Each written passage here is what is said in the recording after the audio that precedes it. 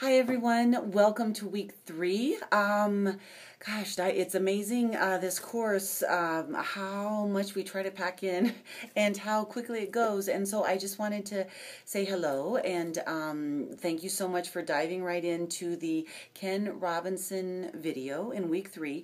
And the discussion thread initially was not open, and so people couldn't post. Thank you so much for letting me know about that. So it's now open, so you should be able to dive right in. So I wanted to let you know about that. And there were some questions about the upcoming PowerPoint that I wanted to try to clarify. So the PowerPoint is on any readings up until this time. Please not all of them, because there's no way. I mean, there's just way too much. So choose something, some aspects of those readings that you found particularly insightful or particularly interesting or particularly, puzzling, whatever it is. But in the PowerPoint, so you're going to try to, I know you'll do it wonderfully, convey your understandings that you took away from the reading. And please do not do just bullet points, because I did the readings too, and so not a summary, but more a conveying of your understanding of it, how it is might influence you as an instructor, as a teacher. Questions, please do use images that you feel will help best convey what you're trying to get across, and choose something that you're just, that really struck you about those ideas. I would say a minimum of 10 slides. It does not need to go, it doesn't have to be a ton more, because really the whole idea is to try to convey those understandings concisely, their essence, and I would say just have fun with it. So I wanted to make sure and talk about that. I also wanted to talk about, there are some questions about the observations and the interviews. Please do let's see, I've had lots of questions. Essentially, it's about an hour each. So it's going to be an hour for each interview, so there's 2 hours. An hour for each observation, so there's 2 more hours.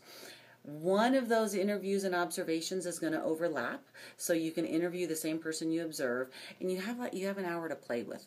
And on your observation log, you're going to go ahead and right there where it says 201A, so right now we're just doing 201A, you're going to go ahead and write in, the names of who you're interviewing or who you're observing, and then and have them sign it. Now, if it's over the phone, then you just sign it. That's great. Just talk about who I talked to my mom, who has 30 years in education. Whoever that person is, you can just go ahead and sign it. So I wanted to make sure and touch base on those 2 things.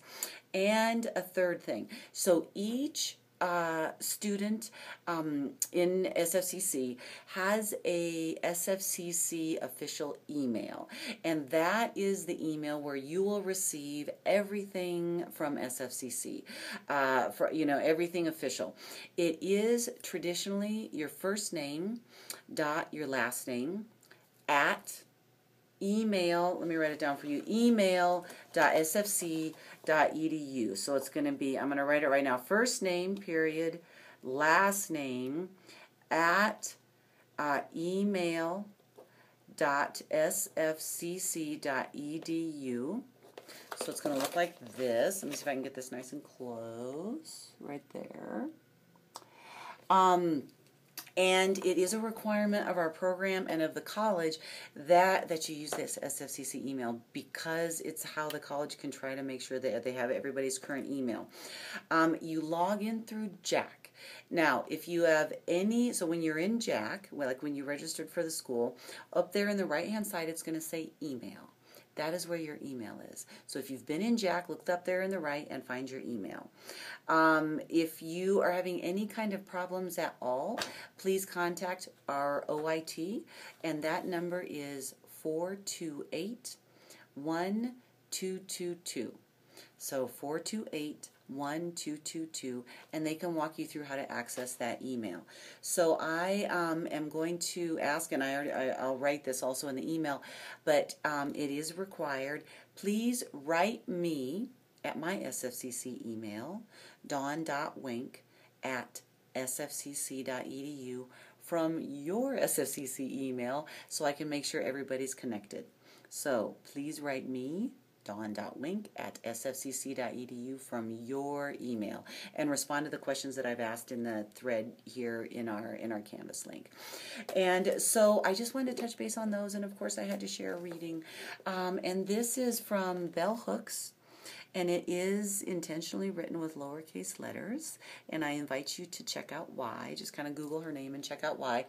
And this is from Teaching to Transgress, Education as Practice of Freedom. So I just wanted to share some thoughts with you that Bell shares. Engaged pedagogy. To educate as the practice of freedom is a way of teaching that anyone can learn.